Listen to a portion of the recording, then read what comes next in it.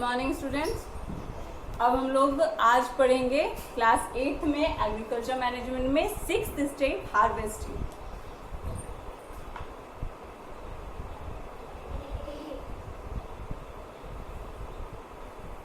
Harvesting मतलब कटाई, ठीक है। After ripening of crops farmer cut them is called harvesting.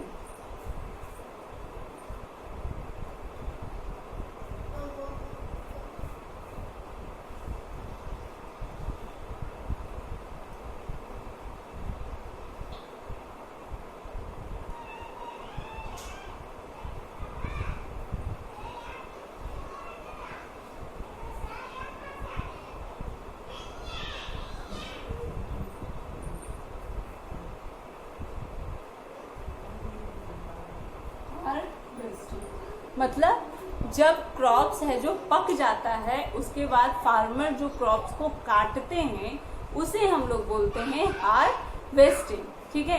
Harvesting crops के पकने के बाद, मतलब जब क्रॉप्स है जो पूरी अच्छी तरह से तैयार हो जाता है उसके बाद फार्मर है जो क्रॉप्स को क्या करते हैं, जड़ के नजदीक से क्या करते हैं, काटते हैं। पहले सिकल यूज किया जाता था इस प्रोसेस के लिए, ठीक है। सिकल क्या होता है, तो सिकल हसुआ होता है या फिर दंती, ये सारी चीजों से बोलते हैं। अलग अलग जगह अलग अलग चीज बोलते हैं। तो पहले लोग है जो सिकल यूज करते थे, लेकिन आजकल लोग है जो फार्मर है जो मशीन यूज करते हैं। काटने के लिए क्या यूज करते हैं, मशीन यूज करते हैं।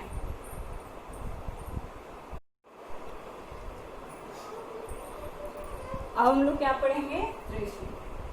ये 6th स्टेप था, ये 7th स्टेप है।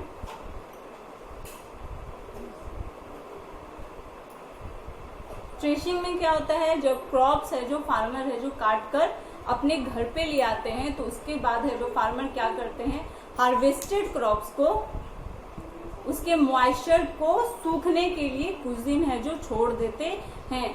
जब क्रॉप्स है जो सूख जाता है उसके बाद ग्रेन्स को क्या किया जाता है, ग्रेन्स और चाफ क्या होता है, भूसा, ठीक है। ग्रेन्स को अलग और भूसा को अलग किया जाता है, ठीक है। ये प्रोसेस कई लोग है जो बिंड के द्वारा भी करते हैं, कुछ है जो मशीन के द्वारा भी करते हैं, ठीक है। जो जिनके छोटे फील्ड हैं, स्मॉल फील्ड हैं, कम जिसने खेती की है, वो विंड के द्वारा ये प्रोसेस हो जाता है। आपने गांव अगर गए होगे तो जरूर देखा होगा कि कैसे है जो भूसा को और अनाज को अलग किया जाता है। अगर ज्यादा बड़ा फील्ड है तो फिर किसान है जो मशीन के द्वारा ये प्रोसेस करते हैं। क्यों? क्योंकि ये चीज है जो जल्दी हो जाती है। लास्ट प्रोसेस क्या है, 8th स्टोरेज। क्या है,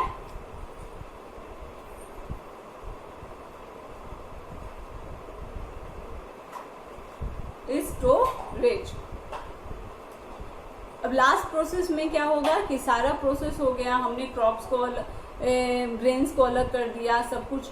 तो अब लास्ट प्रोसेस में आफ्टर थ्रेशिंग के बाद ये प्रोसेस है, फार्मर क्या करेंगे, उस ग्रेन्स को बैग में रखेंगे और चाहे उसे वो घर पे ले जाके कलेक्ट करके रखे या फिर वो है जो स्टोरेज रूम में जाके रखवाते हैं, ठीक है।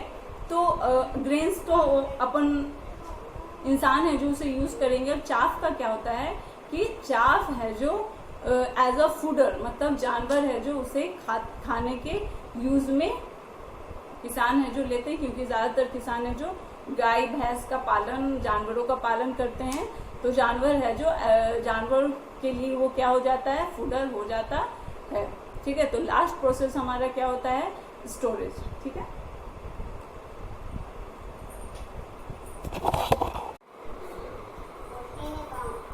अब हम लोग एग्रीकल्चर मैनेजमेंट का last topic crops and environment पढ़ेंगे।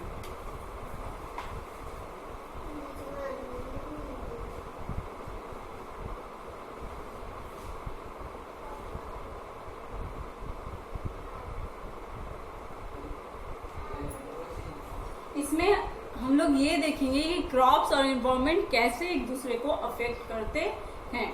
सबसे सबसे पहले हमारी ड्यूटी है कि हम अपने चारों तरफ के एनवायरमेंट को क्या रखें, क्लीन रखें। क्या रखें, क्लीन रखें। उसके लिए हमें क्या है होना जरूरी है, उसके लिए हमें अपने आप को और अपने चारों तरफ के जो वातावरण है उसको क्या रखेंगे, साफ रखेंगे और हरियाली भरा रखेंगे। तो हरियाली भरा कैसे हो सकता है, due to crop the environment around us is green, मतलब कि क्रॉप के कारण हमारा एनवायरमेंट है जो क्या रहेगा, हरा भरा रहेगा। तो देखिए कि अब हम लोग इसमें पढ़ेंगे कैसे हमारा इन्वायरमेंट है जो क्रॉप को, ये क्रॉप है जो इन्वायरमेंट को अफेक्ट करता है। तो हम लोग ये पॉइंट बाय पॉइंट पढ़ेंगे। सबसे फर्स्ट पॉइंट है the environment gets clean from crops in surrounding. The environment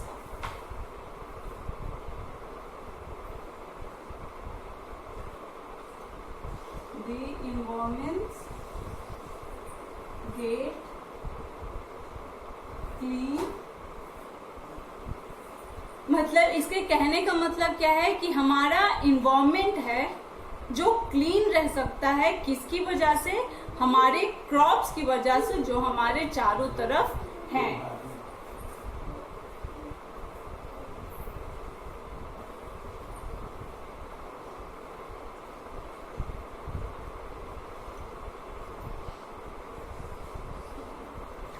understood? कहने का मतलब जो इन्वायरमेंट है वो हमारा कैसे क्लीन रह सकता है, क्रॉप्स की वजह से क्लीन रह सकता है जो कि हमारे चारों तरफ है। ठीक है, दूसरा पॉइंट क्या है, crops help to maintain the humidity in atmosphere. Crop helps to maintain the humidity in atmosphere। इसका कहने का मतलब क्या हुआ कि क्रॉप्स है जो ह्यूमिडिटी, जो हमारे एटमॉस्फेयर में जो ह्यूमिडिटी है, जो मॉइस्चर है, उसको नमी को क्या मेंटेन करने में हेल्प करता है। ठीक है, they are helpful in controlling and regulating the amount of oxygen। ठीक है, they are helping and maintaining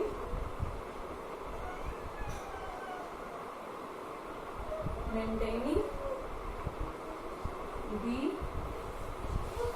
amount of oxygen। इसका कहने का मतलब क्या है कि हमारे एटमॉस्फेयर में जो कार्बन डाइऑक्साइड या ऑक्सीजन का अमाउंट है उसको मेंटेन करने में क्रॉप्स है जो हेल्प करता है, जिसकी वजह से हमारा एटमॉस्फेयर क्या रह सकता है, बैलेंस रह पाता है। ठीक है, sorry, carbon dioxide and CO2 मतलब कार्बन डाइऑक्साइड। अंडरस्टूड? फिर फोर्थ पॉइंट क्या है, the temperature of the surrounding environment is also control, मतलब जो हमारा टेम्परेचर है जो हमारे एनवायरमेंट का, वो भी क्या रहेगा, कंट्रोल रहेगा।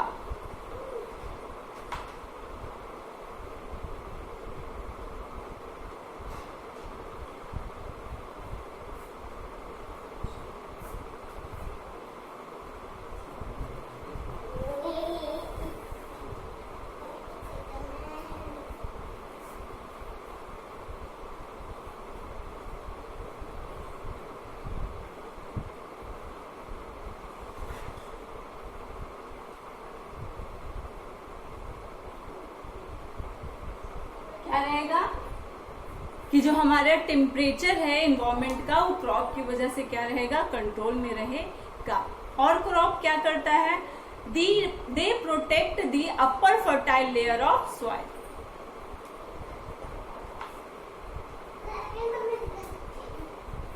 दे प्रोटेक्ट द अपर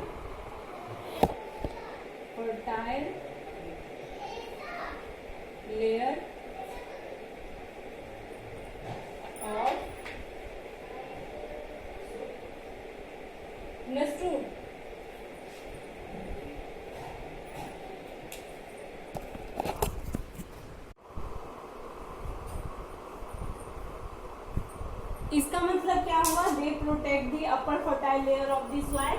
मतलब कि जो क्रॉप्स होते हैं, अगर सपोज दैट स्टॉर्म आ गया, विंड्स आ गया, फ्लड आ गया, तो ये क्या करती हैं कि हमारा जो सॉइल है उसके अपर लेयर को क्या करती है, अपने साथ बहा के ले जाती है। लेकिन अगर उसके ऊपर क्रॉप्स अगर लगा हुआ है तो वो ऐसा नहीं कर पाएंगे। मतलब कि वो अपर लेयर को, मतलब सॉइल के अपर लेयर को, जिसमें मैन्योर्स है, फर्टिलाइजर है, वो वैसे लेयर्स को अपने साथ बहा के नहीं ले जा पाएगी। ठीक है। फिर 6 पॉइंट क्या है, reduce air and noise pollution.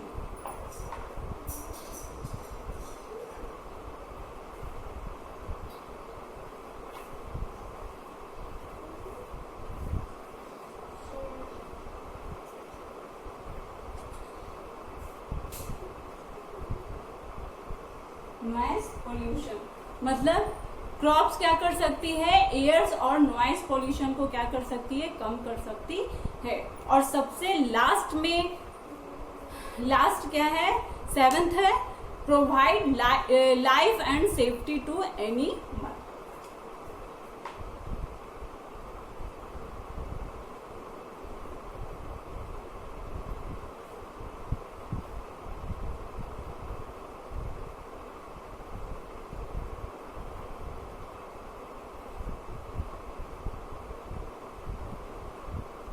मतलब कि लाइफ प्रोवाइड करती है एनिमल्स को, मतलब हम लाइफ हैं तो प्रोवाइड करती है सेफ्टी, और लाइफ प्रोवाइड करती है एनिमल्स को।